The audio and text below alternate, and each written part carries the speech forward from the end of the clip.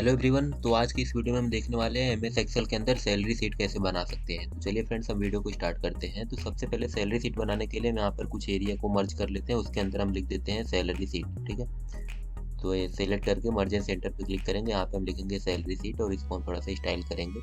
Okay, तो करके हम आपको दिखाते हैं। तो फ्रेंड्स, यहाँ पे सैलरी शीट लिखने के बाद आप लोग को बाहर क्लिक करना है किसी अदर सेल पे। उसके बाद इसके अंदर क्लिक करके इसको बोल्ड कर देना है और इसकी फॉन्ट स्टाइल यहाँ से बदल करके कोई एक कर देनी है अदर। और इसके बाद इसकी जो साइज है, फॉन्ट साइज को आप बढ़ा सकते हैं जितना भी आपका इच्छा हो। उसके बाद यहाँ से आपको जो कलर देना है वो कलर दे दीजिए इसके अंदर। ठीक है, कलर देने के बाद फ्रेंड्स हम यहाँ पे आएंगे और इसके अंदर इसको हम सेटिंग करेंगे। कहाँ पे करना है, मर्ज सेंटर है बीच में, इसको अगर हम मिडल करना चाहें तो यहाँ पे क्लिक करके हम इसको मिडल कर सकते हैं। मिडल ए लिख मिडल हो जाएगा। इसके बाद हम यहाँ पे कुछ फील्ड लिखते हैं जो कि बहुत ही इंपॉर्टेंट है हमें सैलरी शीट बनाने के लिए। तो पहला सीरियल नंबर है, दूसरा आएगा employ name, basic salary, DHRA, conveyance के बाद आएगा हमारा टोटल के बाद आएगा हमारा PTPF, ये सब, और उसके बाद हमारा नेट टोटल निकलेगा। तो चलिए फ्रेंड्स, हम पूरे फील्ड को लिख देते हैं फिर आप लोग को दिखाते हैं। तो फ्रेंड्स, जैसा कि यहाँ पे आप लोग देख सकते हो हमने पूरे फील्ड को लिख लिया, बस इसको हमने कोई भी फॉर्मेटिंग नहीं किया है। तो सबसे पहले तो देखो यहाँ पे हमने एम्प्लॉय नेम लिखा है बट यहाँ पे नेम दिख नहीं रहा है। तो ये इसके लिए हमें क्या करना होगा, कॉलम की साइज बड़ी करनी होगी। तो बी वाली कॉलम को यहाँ से पकड़ेंगे, हम इसकी थोड़ी सी साइज बड़ा कर देंगे तो हमें दिखने लगा एम्प्लॉय नेम। सेम ऐसी बेसिक सैलरी में भी हमको पूरा नहीं दिख रहा है तो इसको भी हम बड़ा कर देंगे यहाँ से। DHRA कन्वेंस भी नहीं दिख रहा है तो यहाँ पे आओ F वाले, क्योंकि F वाले कॉलम में है तो कन्वेंस F वाले कॉलम पे आओ, डबल क्लिक कर दो। टोटल PTPF बाकी सब कुछ सही दिख रहा है। इसके बाद इसको अगर हमें स्टाइल करनी है तो इसको सिलेक्ट करके हम यहाँ से बोल्ड कर सकते हैं और इसकी स्टाइल अगर हम बदलना चाहें तो यहाँ से हम इसकी स्टाइल भी बदल सकते हैं फ्रेंड्स। ठीक है, तो एरियल ब्लैक की है तो बोल्ड करने की कोई ज़रूरत नहीं है। ठीक है, अब इसके बाद हम एरियल ब्लैक को हटा करके पहला जो था वही रहने दो, कैलिब्री में ही रहने दो फ्रेंड्स। Okay, control Y. चलो, अब इसके बाद हम आएंगे यहाँ पे सीरियल नंबर को लिख देंगे, सीरियल नंबर क्या होना चाहिए, और इसको कलर वलर करना आप लोग कर लोगे। तो सीरियल नंबर के अंदर हमें क्या लिखना है, 1 2 3 4 5 ऐसे करके आपको जितने भी अपने एम्प्लॉय बनाने हैं, जितने का भी हमें सैलरी शीट बनाना है उतनी लिख लो। और यहाँ पे हमें कुछ एम्प्लॉय का नाम लिख देना है फ्रेंड्स। उससे पहले हम आपको फील्ड समझा देते हैं। एम्प्लॉय नेम में एम्प्लॉय आएगा, बेसिक सैलरी में उसकी सैलरी आएगी, ये DHRA कन्वेंस क्या है और PT और PF क्या है। ठीक है, तो चलिए हम इसको भी आपको बहुत अच्छे से समझा देते हैं कि है क्या ये एग्जैक्ट। तो फ्रेंड्स, जैसा कि आप लोग यहाँ पर देख सकते हो हमने लिख दिया है DA का फुल फॉर्म होता है डियरनेस अलाउंस, जिसको हम हिंदी में कहते हैं महंगाई भत्ता। ठीक है, HRA इसका फुल फॉर्म होता है हाउस रेंट अलाउंस, जिसका मतलब होता है घर का किराया भत्ता। ठीक है, कन्वेंस को हम कहते हैं ट्रैवलिंग एक्सपेंस फ्रेंड। ठीक है, पूरा आ जाता है कन्वेंस का मतलब होता है कि वाहन, जो भी आने जाने का खर्च होता है, जिस भी कंपनी में कोई एम्प्लॉय काम करता है तो कंपनी और एम्प्लॉय के घर से दूरी होती है तो आने जाने का जो खर्च होता है वो भी कंपनी पे करती है, जिसको हम ट्रैवलिंग एक्सपेंस कहते हैं। वो ट्रैवलिंग एक्सपेंस के रूप में मिलता है। ठीक है, PT और PF एक प्रकार का टैक्स होता है जो कि एम्प्लॉय के सैलरी में से काटा जाता है उसको मंथ के लास्ट में सैलरी देते समय। ठीक है, तो आई होप आपको समझ में आ गया होगा। PT का फुल फॉर्म होता है प्रोफेशनल टैक्स, PF का मतलब होता है प्रोविडेंट फंड, जो कि आप लोगों ने सुना ही होगा। PF का मतलब हर एक जो भी एम्प्लॉय होते हैं उनके सैलरी में से PF कटता है लास्ट में, उनके सैलरी जब वो जॉब छोड़ते हैं तो उनको ऐड करके दिया जाता है ये PF। ठीक है, तो ये बॉक्स आपको समझ में आया होगा।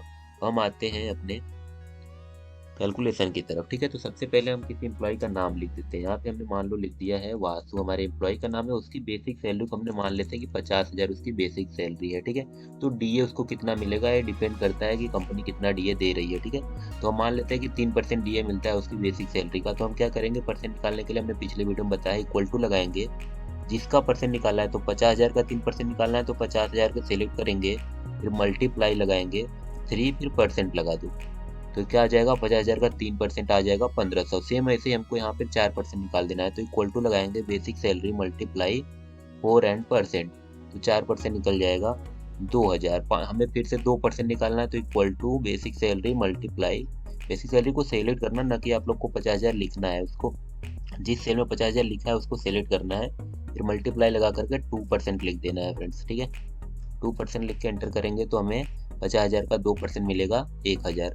टोटल में क्या करना है, हमें इक्वल टू लगाना है, बेसिक सैलरी से लेकर के इन सबको ऐड करना है। तो हम दो तरीके से ऐड कर सकते हैं, या तो सबको क्लिक करके प्लस करें, या तो हम डायरेक्ट सम का फॉर्मूला लगाएं और इस सब के अंदर हम क्या कर देंगे, इतने एरिया को सिलेक्ट करके एंटर कर देंगे तो टोटल हमारा निकल जाएगा। तो टोटल वासु को हमें कितना देना होगा, 54,500 देना होगा। लेकिन कंपनी वाला इतना देगा नहीं, वह कुछ पीटी काटेगा और कुछ पीएफ काटेगा। ठीक है, तो मान लेते हैं कि पीएफ 2% काटता है, पीटी 2% और पीएफ 3%, तो इक्वल टू इसी टोटल में से काटेगा। तो ये टोटल को सिलेक्ट करो, फिर मल्टीप्लाई 2% कर दो, तो कितना आ जाएगा टोटल का 2%, मतलब 1,090 रुपये उसका पीटी कटेगा। पीएफ देख लो कितना कटता है, तो इक्वल टू टोटल, फिर मल्टीप्लाई, और यहाँ पे हम क्या कर देंगे 3%। तो ये क्या निकल गया हमारा, पीएफ इतना कटेगा।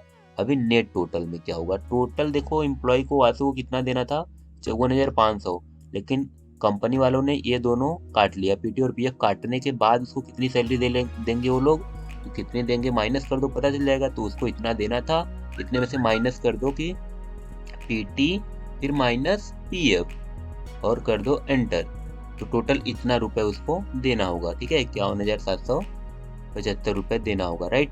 तो ऐसे बाकी सबको देखो कैसे करना है बता रहे हैं आपको। तो फ्रेंड्स आपके यहाँ पे कितने भी एम्प्लॉय हों, जैसे हमने एक का लिया था, और यहाँ पे जितने भी एम्प्लॉय हैं सबका नाम लिख दो, सबकी बेसिक सैलरी लिख दो, बस इतना करना और कुछ भी नहीं करना।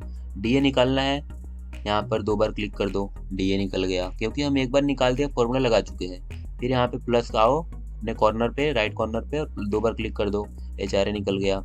कन्वेंस पे आओ, कन्वेंस पे 2 बार क्लिक कर दो, टोटल पे आओ, टोटल पे यहाँ पे आ जाओ, और इसको ड्रैग एंड ड्रॉप करते हैं फ्रेंड्स। यहाँ से हम इसको पकड़ कर नीचे भी खींच सकते हैं तो भी आ जाएगा, देखिए। तो ये हमने कितना आराम से अपने सैलरी सीट को बना लिया। चाहे जितने भी एम्प्लॉय होते, अगर 1,000-2,000 भी एम्प्लॉय होते ना, हमने एम्प्लॉय का नाम लिखा हुआ है और उसकी बेसिक सैलरी दी हुई है, तो ऑटोमेटिक हमारा सैलरी सीट सबको कैलकुलेट करके देगा। तो आई होप आपको समझ में आया होगा सैलरी सीट फ्रेंड्स। तो आज के वीडियो में इतना रखते हैं। और फ्रेंड्स यहाँ पर हम एक काम कर सकते हैं, क्या कर सकते हैं कि यहाँ पर हम ग्रैंड टोटल निकाल सकते हैं। ठीक है फ्रेंड्स, यहाँ पे अपनी कंपनी के कैलकुलेशन के लिए हम यहाँ पे ग्रैंड टोटल निकाल सकते हैं। कैसे देखें, यहाँ पे GRANT लिख दो, ग्रैंड टोटल के अंदर हम क्या करेंगे कि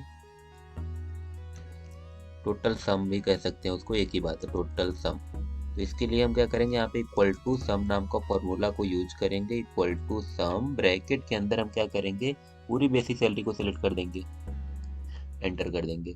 तो यह क्या निकलेगा, हमारा टोटल हमने बेसिक सैलरी के रूप में कितना दिया है वो हमें डिसाइड कर देगा। और यहाँ से हम यहाँ तक ऐसे ट्रैक कर देंगे, तो टोटल हमने डीए कितना दिया है, तो 8,250 डीए दिया है, एचआरए इतना दिया है, कन्वेंस इतना दिया है, सभी एम्प्लॉय का मिला करके पीएफ इतना काटा है, नेट टोटल हमने इतना टोटल पेमेंट किया है, तो हमारा ग्रैंड टोटल कहला जाएगा। ठीक है, तो इसको भी हम क्या कर लेते हैं, इसको भी हम कर देते हैं बोल्ड, ताकि ये थोड़ा सा यूनिक दिखे हमें। ठीक है, तो ये भी एक उसी का हिस्सा था जिसे हमें हमारी कंपनी को इंडेक्सिंग करने में आसानी होगी।